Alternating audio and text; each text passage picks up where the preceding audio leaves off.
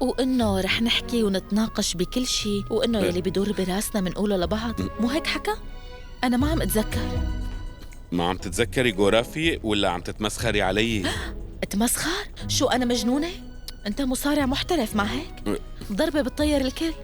بالمناسبة أنت ما قدرت تضرب حدا اليوم، بقصد أنت انضربت اليوم. لا أنا ما انضربت اليوم، أنت خليتيني انضرب. أنا شفتك وما عاد قدرت ركز، وإلا كنت ضربته ضربة كبيرة، كنت طيرته.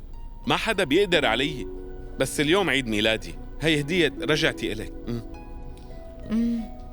أكيد عم توجع. طيب وبلكي صار شي خطير؟ بقصد إنه أنت بدك تقاتل هذا المصارع بدون تدريب يعني؟ منيح إنه ما خلص عليك اليوم. هون الفكرة، لما الحياة بتبعت لك عاصفة بحياتك ما بتجهزك قبل بوقت، وبس الشخص الشجاعي اللي بيقدر يواجهها بيقدر يفوز عليها. لهيك أنا بحط حالي قدام العاصفة فجأة وبقول لها اضربيني يلا. ضربي ايه. ضربي. ايه مثل ما ريشي بيقول. يعني أنا بفهم إنك أنت من شان هيك بتجي لهون بالسر بدون ما حدا يعرف؟ ايه ما رح يقدروا يفهموا.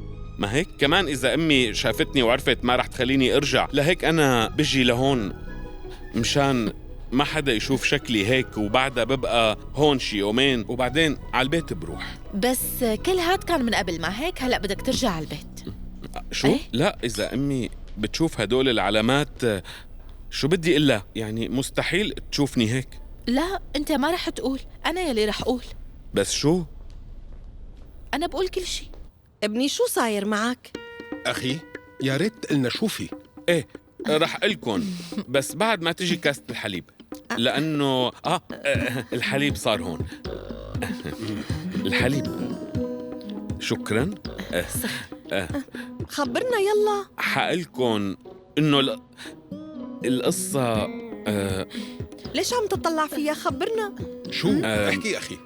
إيه يلا رح أحكي. أنا هذا سخن كتير. ايه سخن. يلا احكي لأمك شو صار، ليش بتخجل قدامها؟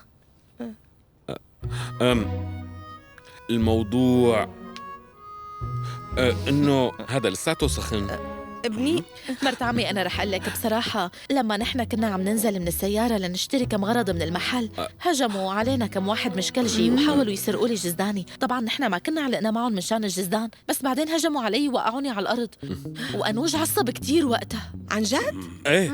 ايه هذا اللي صار. كانوا 3 وأنوج لحاله، وهن ضربوه دفعة واحدة كلهم. أنوج ضربهم 4 مرات. ايه عن جد كنت مصدومة كيف تغير.